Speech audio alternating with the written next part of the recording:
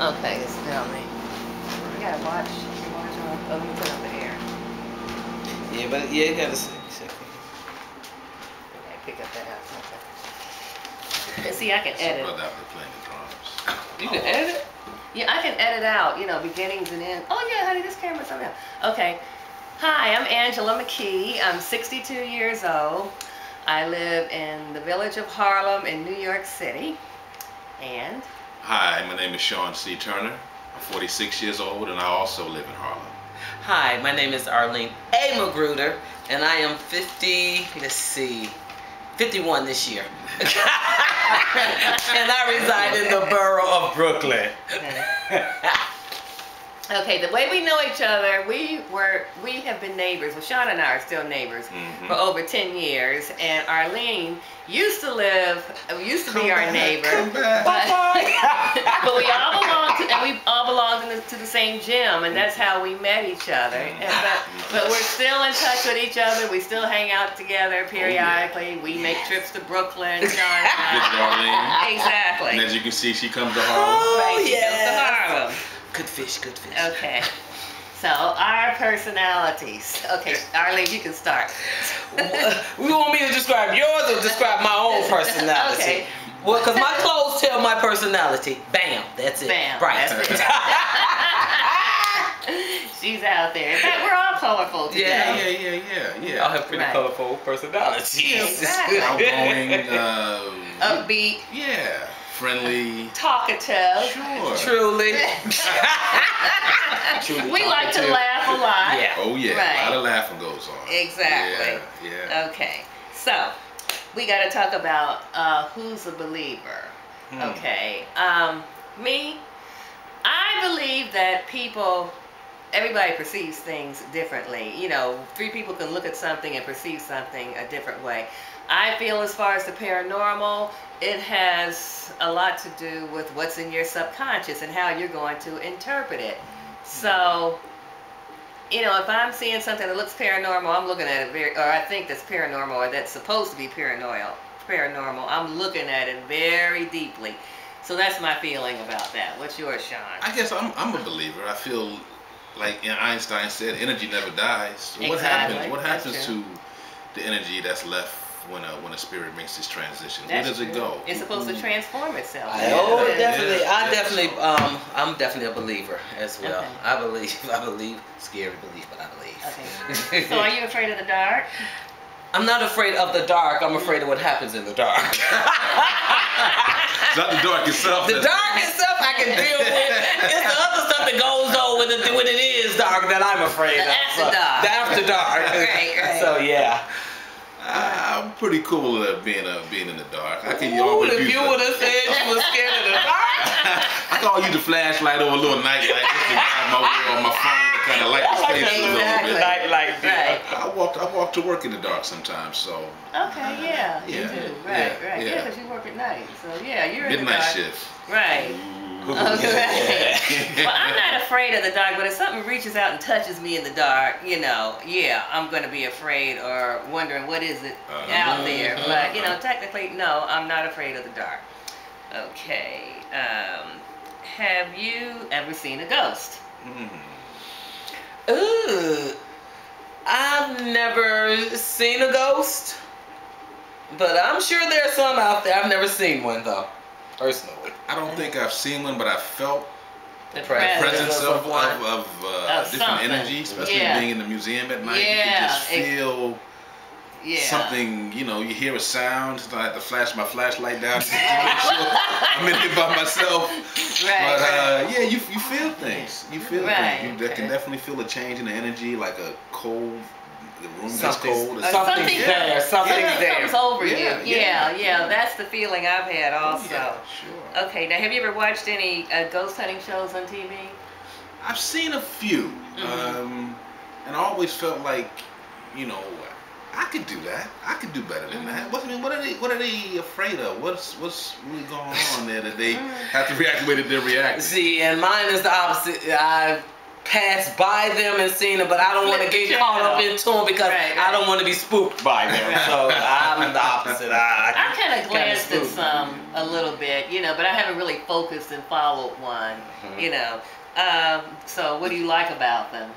It can be intriguing, you know. I think, the unknown is always intriguing. Not knowing can be a little like mental thing, but that reach out and touch you, not so much.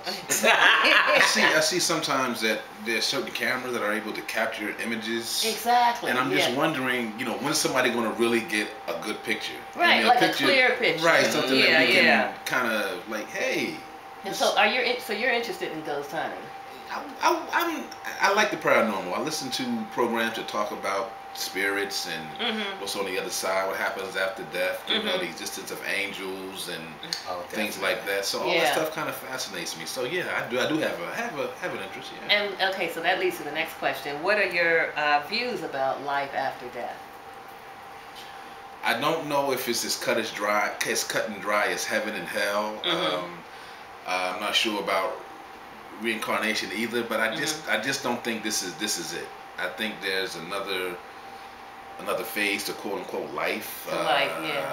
You know, like I said, what happens to our energy? Because there's different sayings about, you know. Well, one thing I just remember saying in the Bible where it says love is stronger than death, and that that love is stronger than death, and another quote I heard about waking up from the dream of life. That's what death is. So it's really hard to, you know. Yeah, it's a transition. It's something. It's a transition, right? Into what we just don't know yet.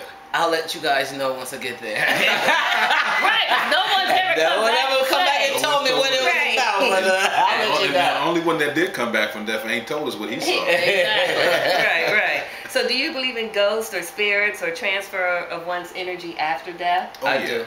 I definitely believe in spirits. I have a good spirit up there that watches over me. Exactly, so I definitely believe in spirits after death. Yeah, there's certain things that happen and you feel like someone's watching out for you, be it an honored ancestor, a mother, or a grandmother, someone that's made this transition, an uncle that kind of helps you while you're on this plane. Right, in your journey. Yeah, in your journey. Okay. Have you ever used a Ouija board? Yes, I have. Me too. When I was a kid, I would go to Florida every summer, and my aunts, who were not much older than I, would get a Ouija board, and we would put our hands on it and ask it questions. We would move along. Right. See, I haven't done the Ouija board, but I have done the seance deal. We have sat around. That's serious. Exactly. I don't know what we got out of it, but we tried the seance deal. And, you know, somebody ended up, I don't know, somebody threw a shoe or something. We heard a thumping. That was all she needed to write for the seance. Well, I did a Ouija board. I remember in college. I was like, what was I, about 17? Yeah, 17 years old. We used to do it all the time. And initials came up. Okay. It spells out words. Yeah, it spells out words. And it said I was going to meet someone at the Bronx Zoo at the giraffe cage.